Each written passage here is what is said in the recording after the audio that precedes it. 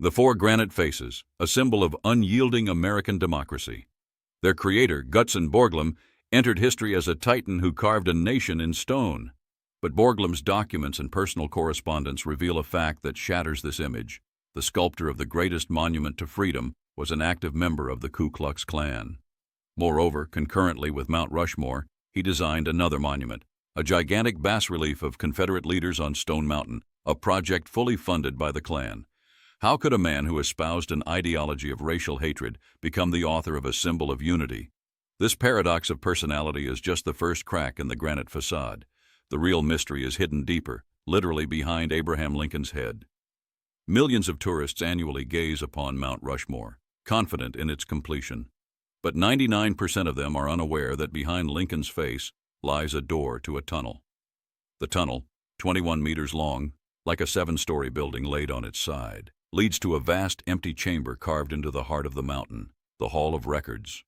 How did this abandoned void appear at the center of a symbol of unyielding power? Years of labor and tons of granite were blasted away to create this hall. The most challenging part of the work was done. What compelled the government and Borglum himself to halt the project just shy of completion, leaving the repository empty for decades?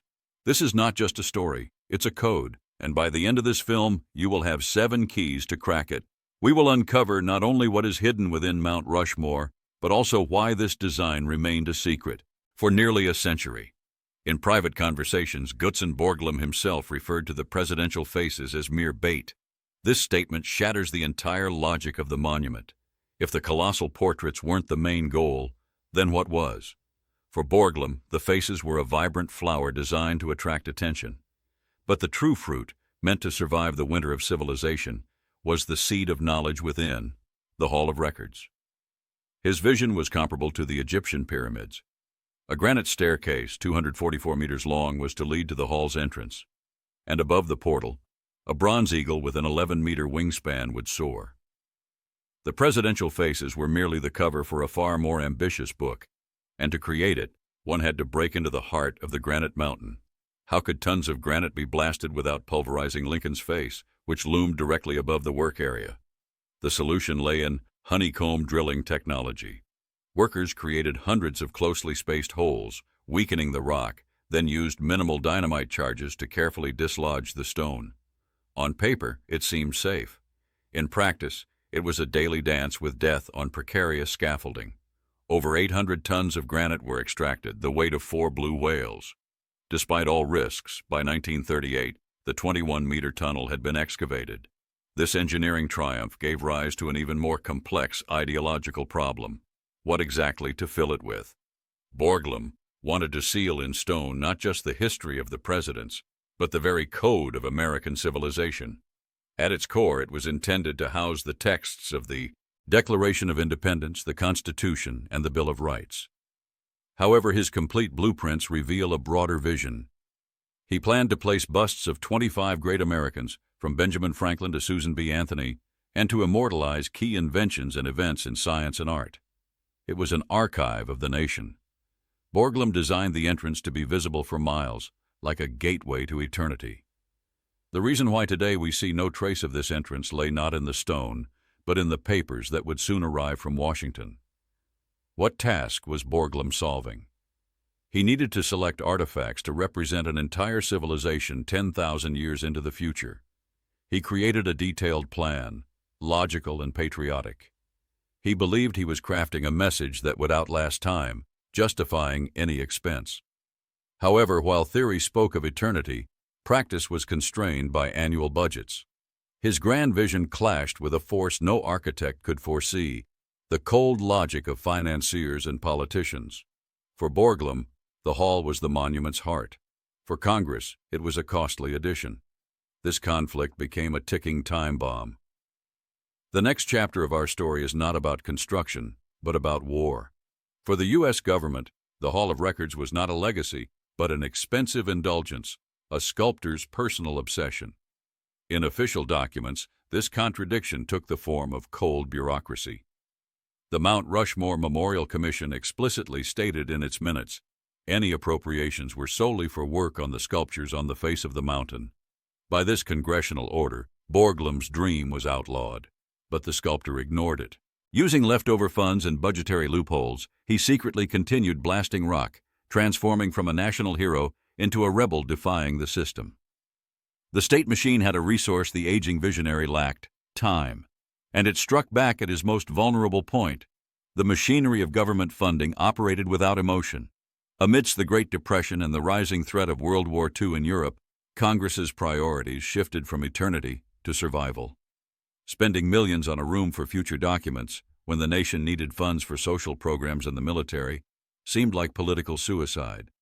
Borglum's dream was like a deep breath, intended for a long narrative about the future.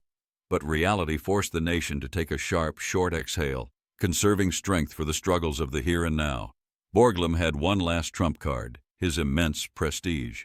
But he lacked the crucial resource for this protracted war. This obsession with the hall was deeply personal. The presidential faces were for America. The Hall of Records was for eternity, his personal message across millennia, his way to achieve immortality. His son, Lincoln Borglum, found himself caught between a rock and a hard place: loyalty to his stubborn father who demanded continuation, and the orders of a government that paid salaries and threatened to halt everything. This agonizing family conflict ended on March 7, 1941. At the age of 73, Gutzon Borglum died from complications following surgery.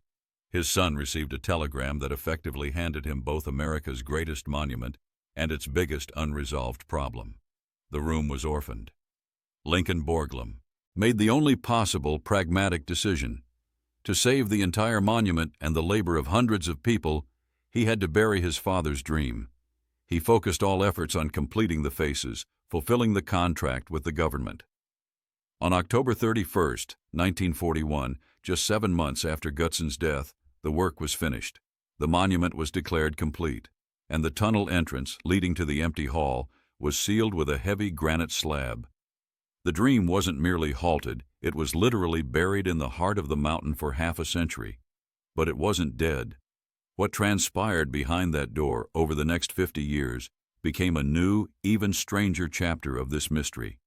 How could a colossal room inside America's most famous monument simply vanish from public memory for almost 57 years? After World War II, the nation's focus shifted.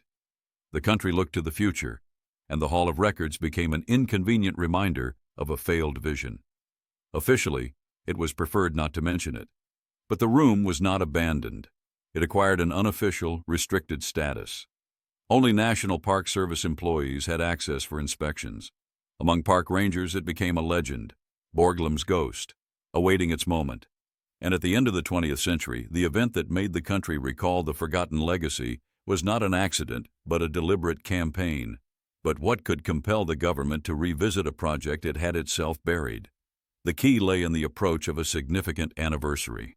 Amidst a wave of historical interest and the approaching bicentennial of the Constitution, Borglum's descendants and historians launched a campaign to complete the hall. The idea was resurrected, and this time it gained influential supporters. However, reality once again proved pragmatic. It was a difficult compromise.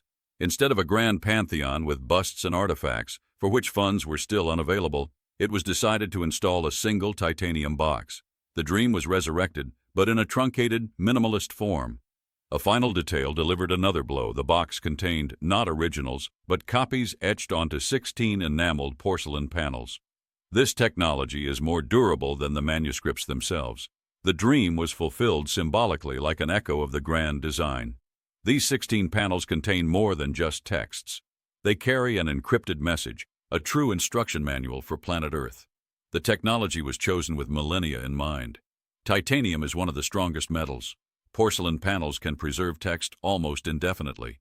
This was a modern answer to Borglum's dream of eternity. On the panels, besides the texts of key documents, there is a brief history of the USA, and most importantly, instructions for future archaeologists about who these people on the mountain are and what this monument signifies.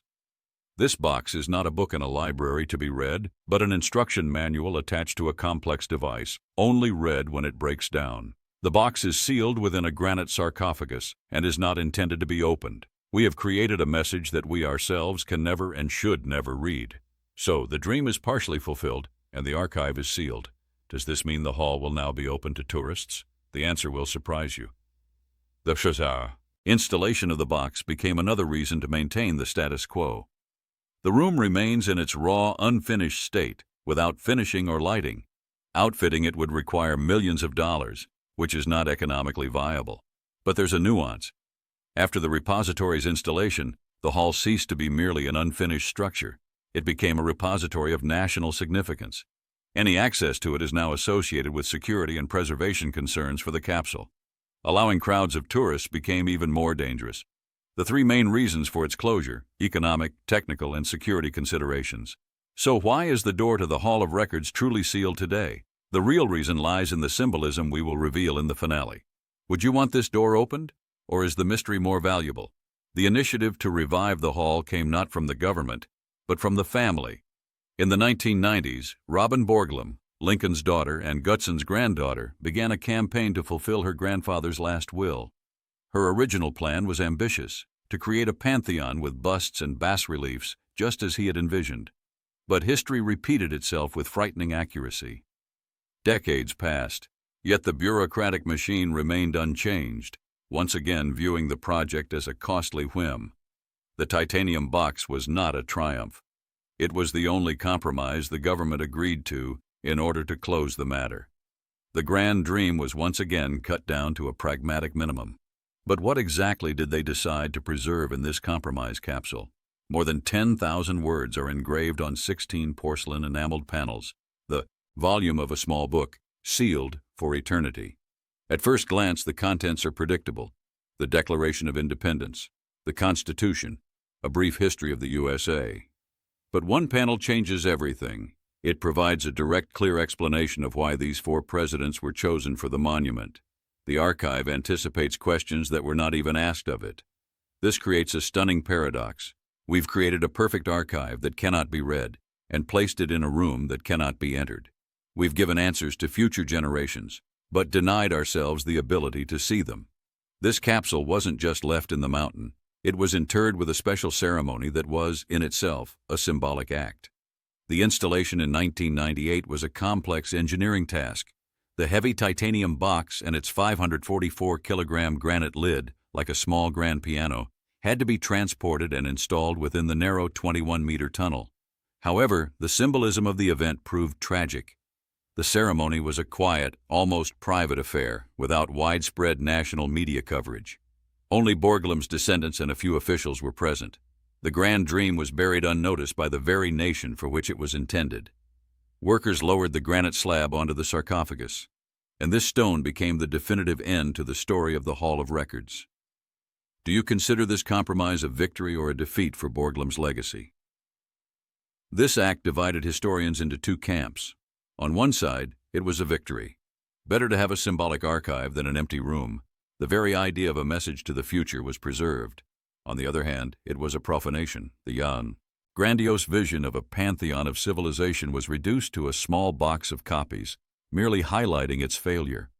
This debate is akin to arguing about moonlight. Some see in it a beautiful reflection of the great sun, others merely cold and dim light. Reality proved even more complex. Archival interviews show that even Gutzon Borglum's descendants were divided in opinion. Some considered it a tribute, others a pale shadow of their ancestors' vision. And this unresolved conflict leads us to the main question: why is this door sealed today? Forget a simple document safe. The Hall of Records was conceived as a pantheon of American geniuses. To enter it, you would have ascended a gigantic granite staircase, 244 meters long, almost 3 football fields, leading to a portal. Above this entrance, a bronze eagle with an 11-meter wingspan would have soared. Yes, the niches were meant to house the texts of the Constitution and the Declaration of Independence, creating a sense of touching the nation's foundations. But this was merely a prelude. Borglum's blueprints reveal that the central place was reserved for bronze busts of 20 greatest Americans, scientists, inventors, artists. This was a hall not only of political, but also of cultural power of the nation. And it remained unfinished because Gutzon Borglum, who was 73 at the time of his death in March 1941, took the final list of these names with him to his grave. The main question, who is worthy of eternity, remained unanswered. How did he plan to preserve even fragile paper documents in a damp granite cave? His solution was ahead of its time. He intended to transfer the texts onto durable bronze or glass panels, then seal them in airtight niches carved directly into the walls. For the 1930s, this was a revolutionary approach. In essence, he was creating an analog hard drive of civilization designed to last millennia. The irony is that in 1998, his grandiose vision was replaced by a single titanium box with 16 porcelain panels. Progress didn't just outpace the dream, it tragically diminished it. And this replacement is merely a symbol of a deeper, dangerous paradox. How could a man with close ties to the Ku Klux Klan and who attended their meetings create a pantheon of freedom?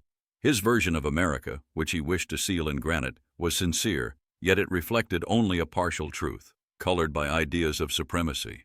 Had the hall been completed, it would have enshrined a highly controversial and biased version of history, held captive by one man's prejudices.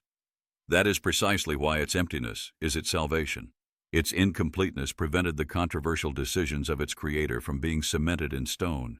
Instead of a monument to a disputed ideology, we received a pure idea, a powerful question. So what remains behind Lincoln's head today, besides the titanium box? At first glance, it's an abandoned construction site. Rough granite walls, chaotic drill marks, remnants of rusting equipment. A picture of failure. But in reality, it is a unique archaeological artifact. These drill marks are not defects, but the fingerprints of the workers. These unfinished walls are a testament to the exact moment work ceased. The hall is a creative process frozen in time. Every centimeter of this 21-meter tunnel was wrested from the rock at great personal risk. These walls are a monument not only to Borglum, but also to the hundreds of unnamed workers whose titanic labor became the point of no return in the battle for this room. How was it possible to blast a 21-meter tunnel through solid granite, just steps away from Lincoln's finished face? It was a paradox. The raw power of dynamite had to operate with surgical precision. Any mistake, and years of titanic labor would have turned to dust. Borglum's engineers employed the honeycomb drilling technique. Workers drilled hundreds of closely spaced holes into the rock, weakening the stone. Then minimal, precisely calculated charges were placed within them. This worked like scoring a line on a block of ice with a knife before striking it with a hammer. The ice splits perfectly. Here, the drills were the knife and dynamite was the hammer. But behind this scheme lay colossal human risk. One miscalculation, one extra gram of explosive, and a crack would have appeared on Lincoln's face. The first blast in 1938 was an act of incredible bravery. It proved the dream was feasible. But behind the technique were people whose story isn't one of calculations, but of survival. Who were these 400 people, suspended by ropes? Their names are not carved in stone. Many were former miners, rendered jobless by the Great Depression. They came here for a wage, to feed their families. But their main threat wasn't falling from heights or dynamite. It was granite dust. Over 90% of them worked without respiratory masks, inhaling death. Silicosis, an incurable lung disease, slowly killed them. And here's a startling fact. Throughout the 14 years of construction at Mount Rushmore, not a single fatality was recorded on site. This is an unprecedented record. But this statistic hides a tragedy. Many of these individuals died later, paying for the creation of a national symbol with a delayed death. Have you ever considered the true cost of the grand monuments we see? What was the cost of creating this void? Approximately 70 tons of granite were extracted. That's the weight of 10 adult African elephants, literally pulled from the mountain. Costs for dynamite, steel cables, and drillers' wages became a significant expense in an already overextended budget. To Congress, this appeared as a misuse of funds. They were paying for presidential faces, not for Borglum's personal obsession. These very figures became a weapon in the hands of bureaucracy. What was the crowning achievement for the sculptor was a liability for the accountant. Soon, based on these financial reports, an order would come from Washington that would turn Borglum's dream into a transgression. Why did Borglum begin blasting the tunnel, knowing the commission's displeasure? It was a desperate strategic move. By creating a physical entrance to the hall, he wanted to present Congress with a fait accompli. His argument was simple. Look, the hall already exists. We can't just abandon it. He transformed an idea into tons of blasted rock to make it irreversible. Reality struck back. This step was the final straw. The Mount Rushmore Memorial Commission, in its official minutes, ordered Borglum to spend funds only on mounds, carving the faces and nothing more. The dream was outlawed. On one side, a ready entrance to eternity; on the other, a wall of state prohibition. Borglum lost the battle, but his death left the main question: what now to do with this tunnel? Why, 80 years after Borglum's death, does this door remain sealed? The official version sounds simple and logical. There is no safe access for tourists. To create it, as well as to install ventilation, lighting, and finishing, would today require tens of millions of dollars. It all comes down to money and safety. But this is just the tip of the iceberg. The true revelation is stunning. Opening the hall to the public would destroy its very purpose. Borglum created it not for tourists, but for civilizations 10,000 years in the future. Turning it into an attraction with a souvenir shop would kill the sacred meaning of a message to eternity. And here's the main paradox. To preserve the legacy, it must be hidden forever. The value of the Hall of Records lies precisely in its inaccessibility. It is a seed planted for the future. For it to grow, it cannot be dug up and displayed every day. What if a benefactor appeared today, ready to allocate those millions? Why isn't it happening? At first glance, the path seems open. One could submit a proposal to the National Park Service, initiate hearings, but legal documents conceal an impenetrable wall. Mount Rushmore is a national memorial. Any alterations to its appearance require approval from the U.S. Congress.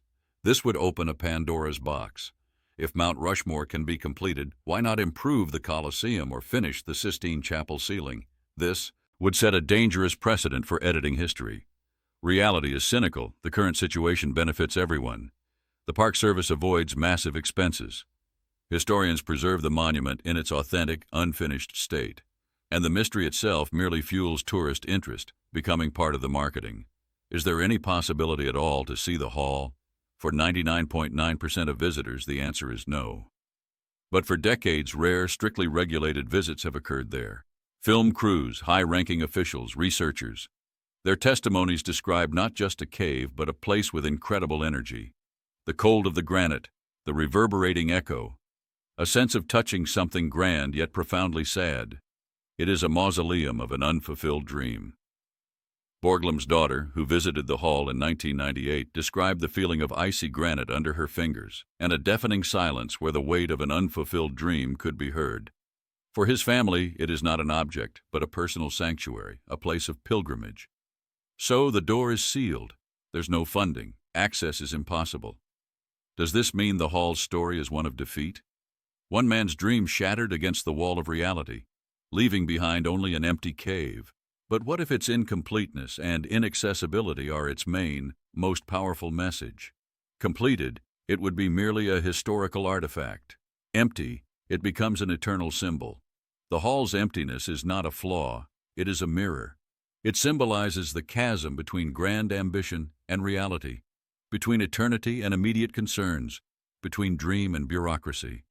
We have uncovered all the mysteries of Mount Rushmore. Now it's time to put it all together and understand the main lesson this empty room teaches us. Ultimately, Mount Rushmore is an exact reflection of its creator.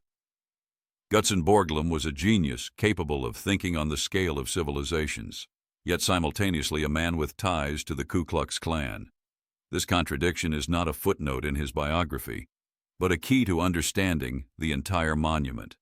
Its visible, sun-drenched part, the presidential faces, symbolizes the proclaimed ideals of democracy, the story the nation wishes to tell about itself. Its hidden, dark, and empty part, the Hall of Records, symbolizes everything unsaid, controversial, and unfinished. The monument, like Borglum himself, has a public face it shows to the world, and its own dark room of unrealized ideas, doubts, and contradictions. Therefore, Mount Rushmore is a monument not to a fictitious America, but to the real one, a nation that proclaimed the greatest ideals of freedom, yet was built upon bones and internal conflicts. This story extends beyond one man and one country. It is an eternal parable about the collision of dreams with reality, On one side, Borglum, the visionary looking 10,000 years ahead. On the other, Congress, the pragmatist looking at the next financial report. This is not a unique conflict. It's the eternal struggle between creator and client, which forces architects to trim cathedral spires and engineers to abandon bold missions to Mars for cheaper flights to the moon. The empty room in Mount Rushmore is the most honest monument to this struggle. It is a scar on the body of history, left at the moment of this clash. It physically embodies the point where a titanic vision collided with the cold logic of the system and froze. It is a monument not to victory or defeat. It is a monument to the very process of great accomplishment. It is precisely this incompleteness that is the hall's greatest value. Had Borglum completed it, we would have received a historical artifact from the 1940s with its controversial heroes and ideas that would provoke fierce debate today. A completed hall would have provided answers carved in stone, turning us into passive consumers of someone else's frozen truth. An empty hall poses questions, turning each of us into a co-author, forcing us to fill that void with our own meaning. What is a legacy? What is truly important to preserve for the future? Who are our real heroes? This room is a mirror. Borglum wanted to leave behind answers, but ironically, he left behind the perfect question, and it proved far more valuable than any answer he could have carved in stone. All of this boils down to one final choice. It's a choice between two versions of history. One, ideal and unattainable, remained in blueprints. The other, imperfect but real, stands before us in granite. On one side, Gutzon Borglum's uncompromising, almost insane dream of an eternal legacy. On the other, the pragmatic decision that gave the world the monument we know today. Having weighed all you've learned, answer one question. What ultimately proved more important? The grand but unfinished vision we lost, or the pragmatic decision that gave us the existing symbol? Your answer is not just an opinion about Mount Rushmore. It's your answer to the question of how the world works. Write just one word in the comments, dream or reality. Let's see who there are more of in the world, visionaries or pragmatists.